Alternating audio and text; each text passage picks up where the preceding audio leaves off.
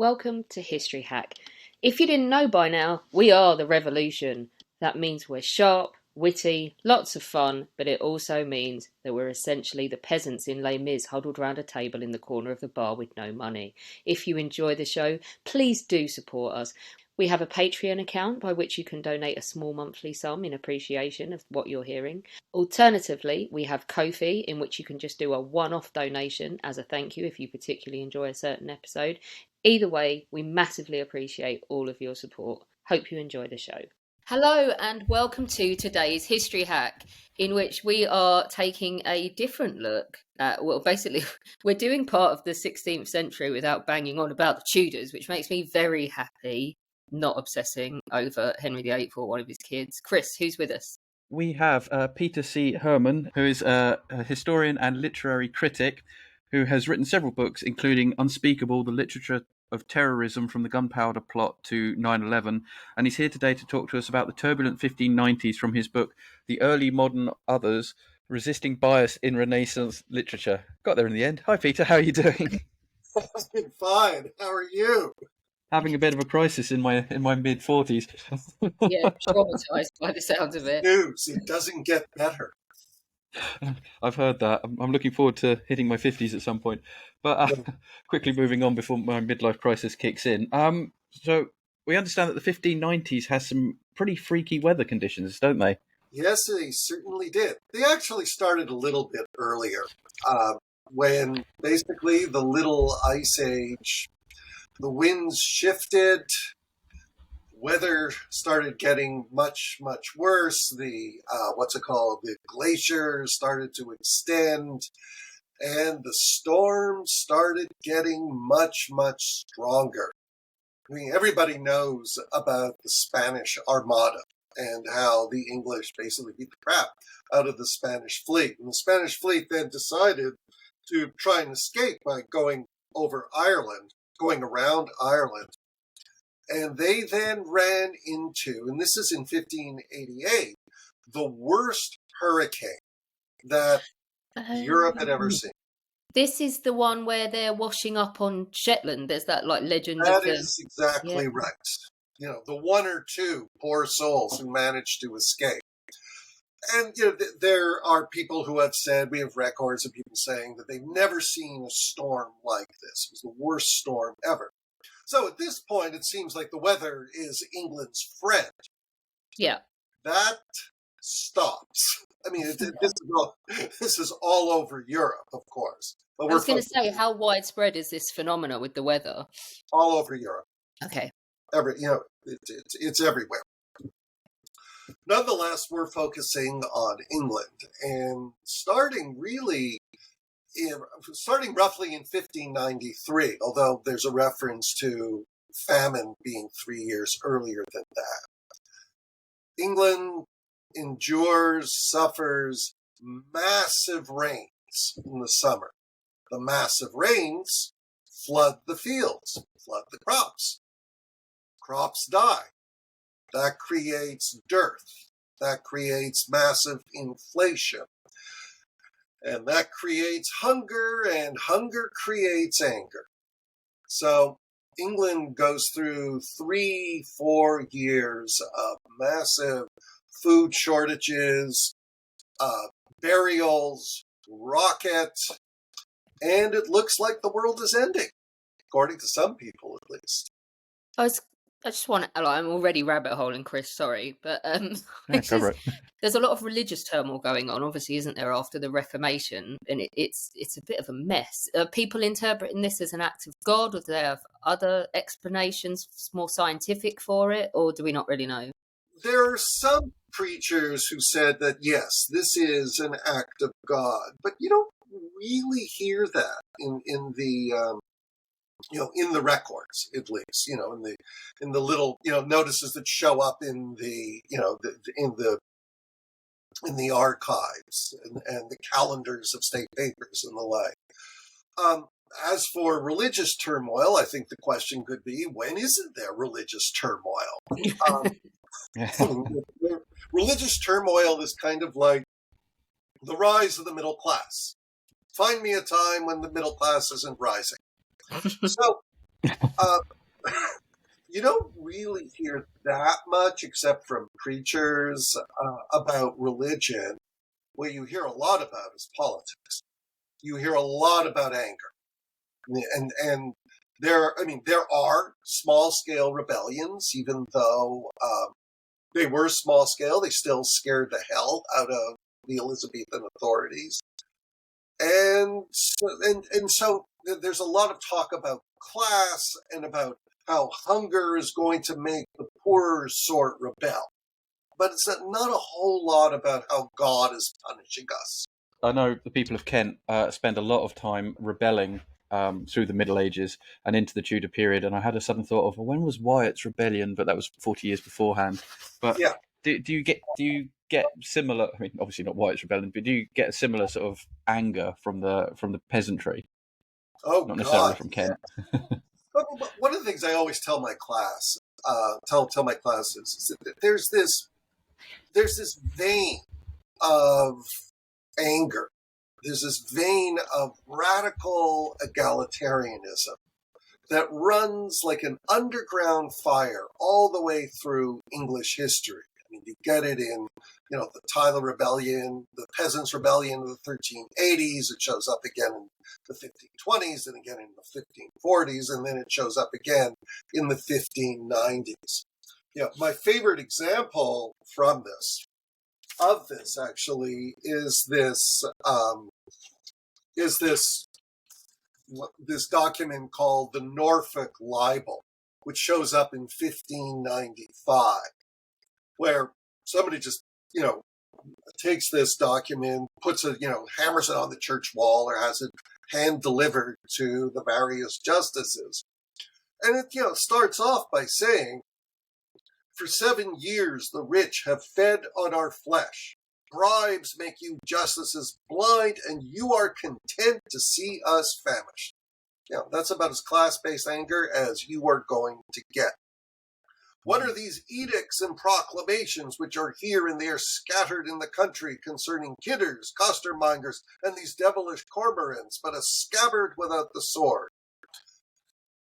Elizabeth and her government were not indifferent to the suffering of their people. They did their best in some ways to alleviate the suffering by issuing proclamations, among other tactics, issuing proclamations preventing price gouging and hoarding and the like. But essentially, they were used as toilet paper. Nobody paid any attention to them at all, which is why this document says they are a scabbard without a sword. No one cares.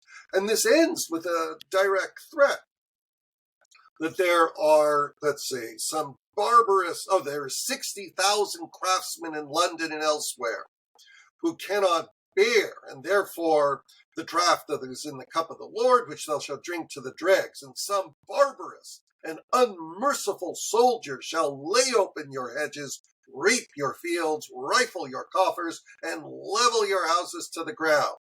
Meantime, give license to the rich to open up shop and sell poor men's skins. And the final line is really scary.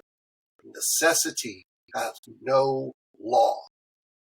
Wow. That is quite angry. Yeah. Yeah. You talked about, I mean, it all sounds very Robin Hood, doesn't it? It's like the rich skinning the poor. And like you said, Absolutely. there's a vein that runs through English history. But at this point in the 1590s, so Elizabeth's coming to the end of her reign, isn't she? Is there any particular blowback on her? Absolutely. Yeah. Absolutely. How do we see that?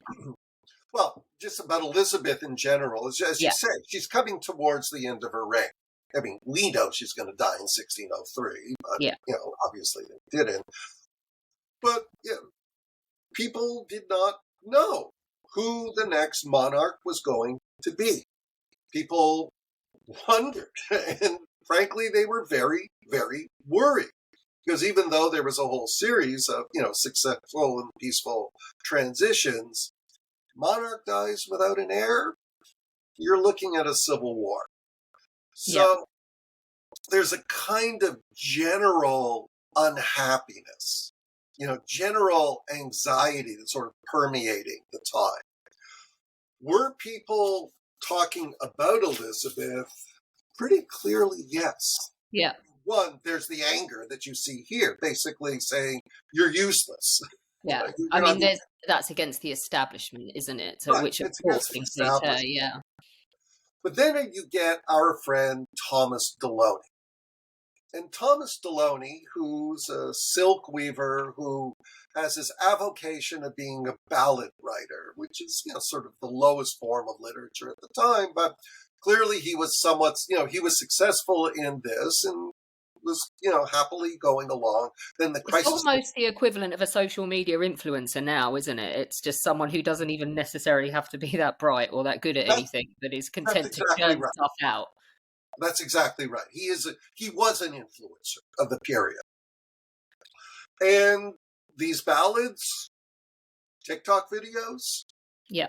tweets, or Yeah. X's, what do we call them now? Still Oh, call I them?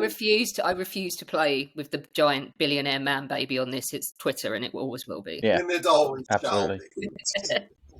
You can do what you want. You can say what you want. We're staying with Twitter. Yeah, I'm Well, saying you're an idiot, and it's still Twitter. How do you? So Deloney then writes a ballad. Now, Chris, you had asked, where is this ballad? In short, Yeah. we don't have it anymore. It's lost, which is kind of fascinating in and of itself. But we have this letter from Stephen Slaney, the mayor. When he writes this letter to Lord Burleigh, where he talks about how this guy, Deloney, has written a certain ballad containing a complaint of the great want and scarcity of corn within the realm, which, for as much as it containeth certain vain and presumptuous matter, and here's the fun part, bringing in her highness to speak in certain vain and presumptuous matter, bringing in her highness to speak with her people in dialogue in very fine and undecent sort, and prescribeth orders for the remedying of the dearth of corn. This they did not like at all. Because pretty clearly, you had the people telling Elizabeth, whatever it is you're doing, it's not working.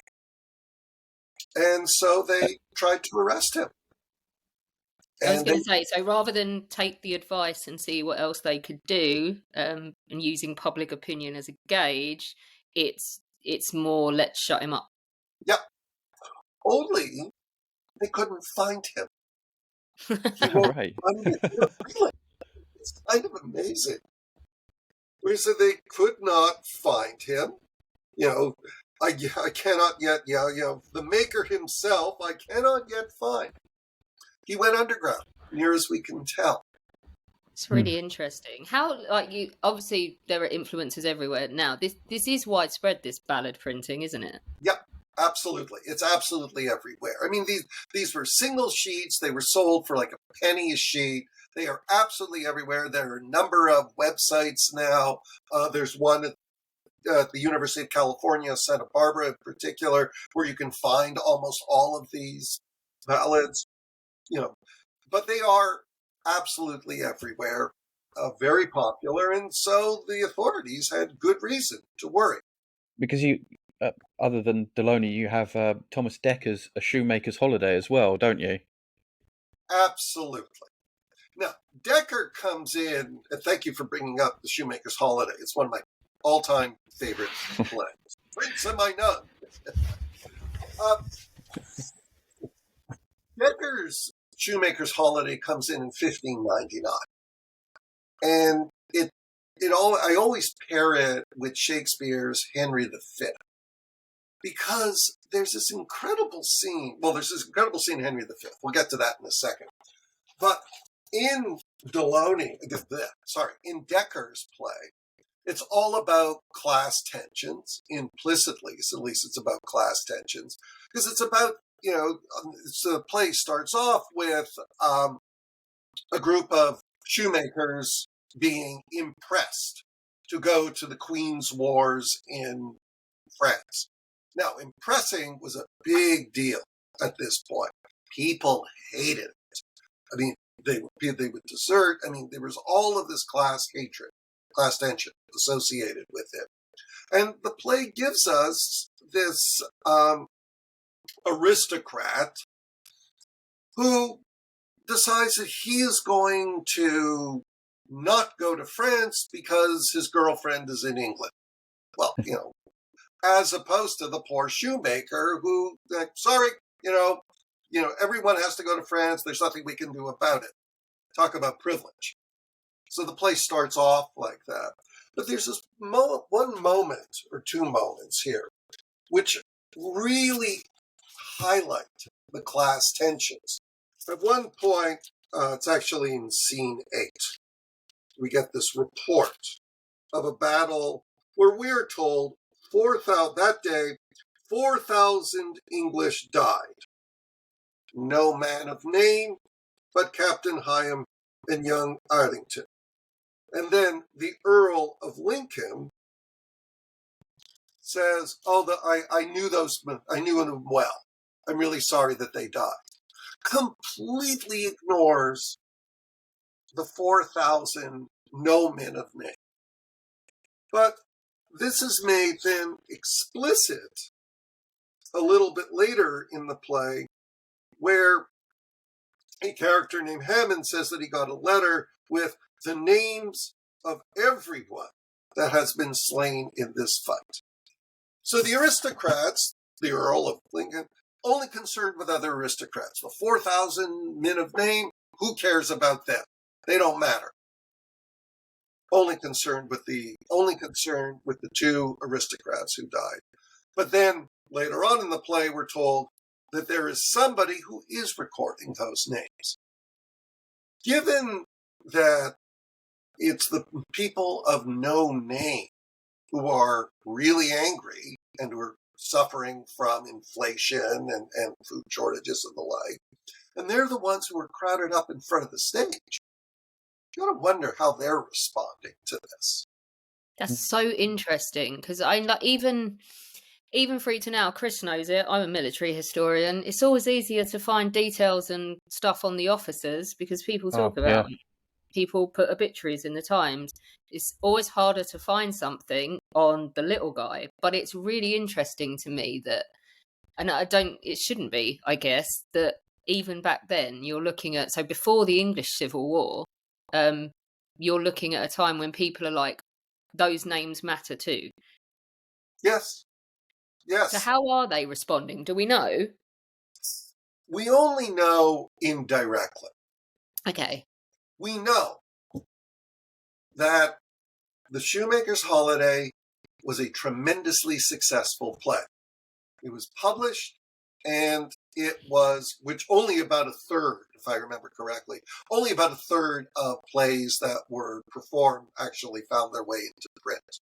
So the fact that it was printed tells you someone thought that this was profitable. And it sold well.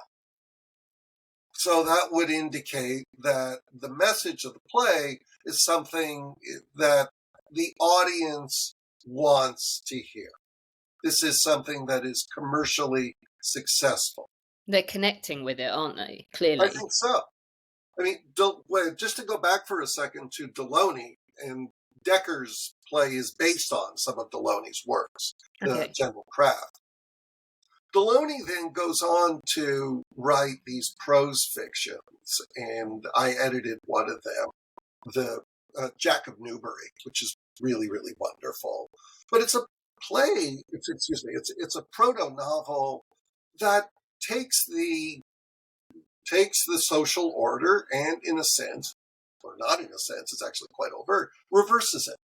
Instead of putting the aristocracy first, he puts merchants first. And this, is basically a revolutionary text. It's putting working people first. It's explicitly anti-aristocratic. I mean, he retains the monarch, but, the monarch is made to look like a bit of an idiot. This is Henry VIII. Yeah, I'm always down for that. Let's make him look like the idiot. Oh, absolutely. Absolutely. I'll give you some details on that in a second.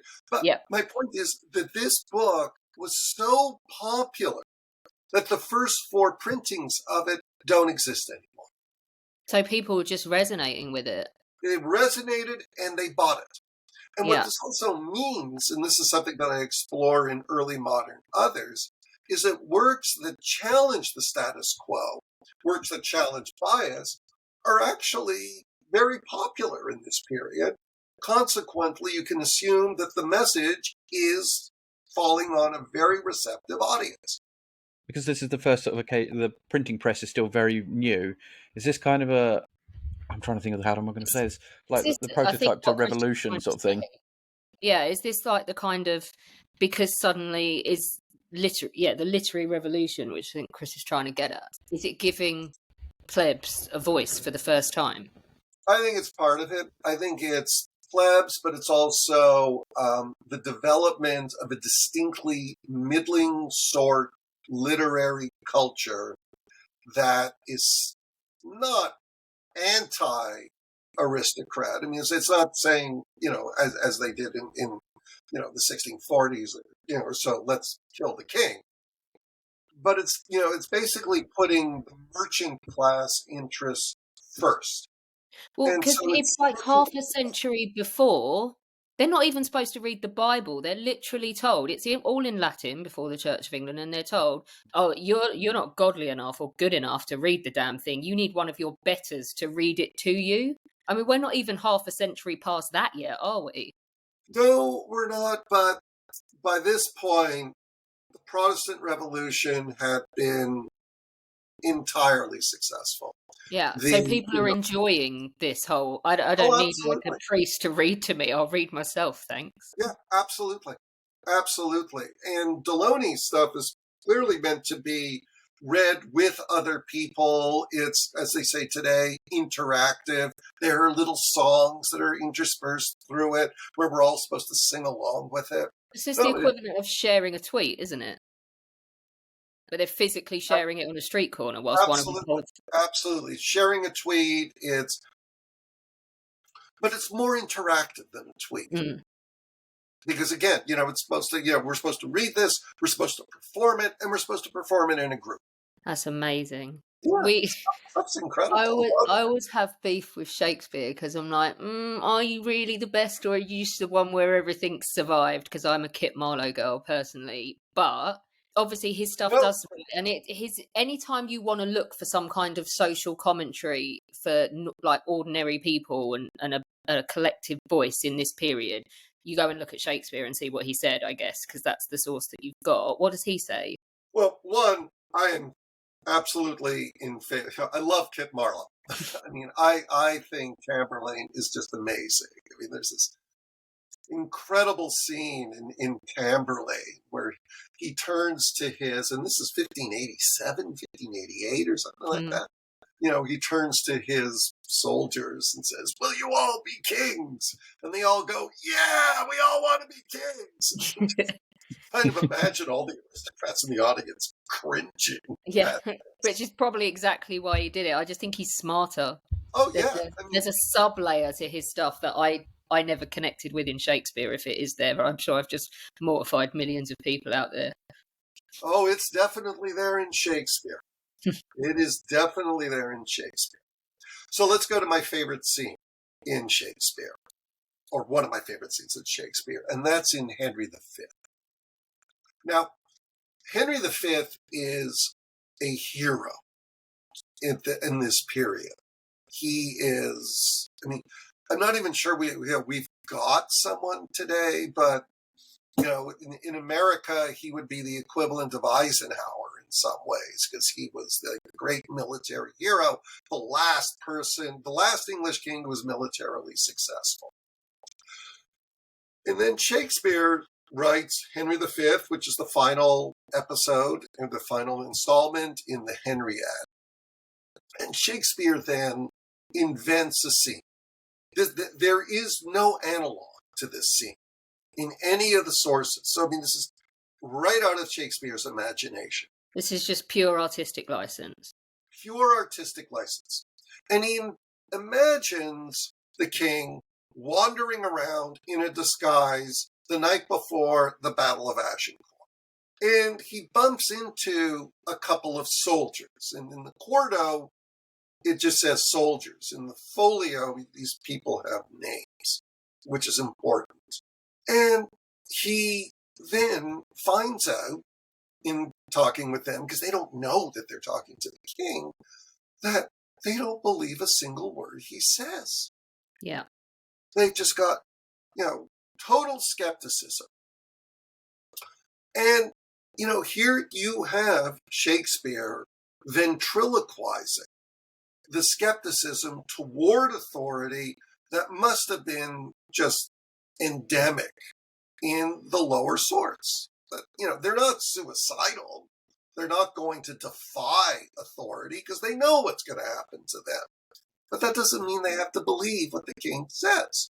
I mean, at one point, Henry V says that, I will never be ransomed. Oh, I heard the king say that he would never be ransomed.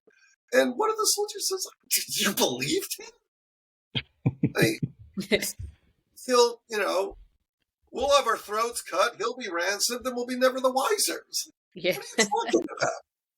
It's interesting, isn't it, to see, like, to think of people supposedly just blindly following authority and not having an opinion, because I mean it's still an autocracy at this point, isn't it? And we haven't had the English Revolution yet. Like, you're supposed to believe that Elizabeth is God sent on the throne, belongs there because God put her there, and don't doubt a word she says. And clearly it's like, clearly they were.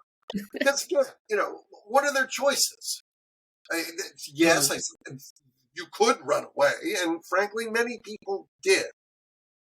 But, this isn't a period where you can just, go and join the opposition party or something. So, they have to go because they will go. And as one of the soldiers says, and I will fight lustily for the king. But that doesn't mean we're going to believe what he says. And, at a certain point, as part of this discussion, one of the soldiers says that it will be a black day for the king if our cause be not just. And that's incredibly important because we know that the cause is not just. How do we know that? Because towards the end of 2 Henry IV, the dying Henry IV tells his son, busy giddy minds with foreign quarrels. And then the play ends with Prince John saying, I think we're going to be going to France for a battle. And then Henry V begins with this discussion between two clerics about how there's some bill in the Commons which is going to take all the church's lands away. And so they're scared that they're going to lose all their money. And they say, let's offer something even better. Let's justify a war in France. So, I mean, we know that the justifications here are, forgive me, bullshit. We know that. So when this soldier says, it'll be a black day for the king if the cause be not just, we're looking at you, Henry. Now, of course, Henry then defends himself, and they go, yeah, sure, fine. But it resonates nonetheless. It's a very English thing that through history, especially the Middle Ages and into the Tudor period, that whenever we're having severe domestic problems, war with France, every English king's like, right, we've got a problem, we'll start something with France, and that'll distract everyone to what's going on at home. Yeah. And it's laid out about as clear as one can imagine, clear as possible. And he says, point blank, to keep people from looking too near to your state, busy giddy minds with foreign quarrels. I think Linda Colley, who in her book Britain's Defined, said that the English have always defined themselves by not being French.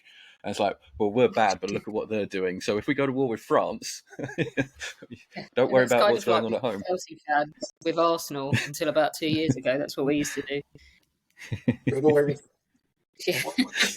So how did the state deal with the crisis of the 1590s, or did it just sort of peter out when the weather got better?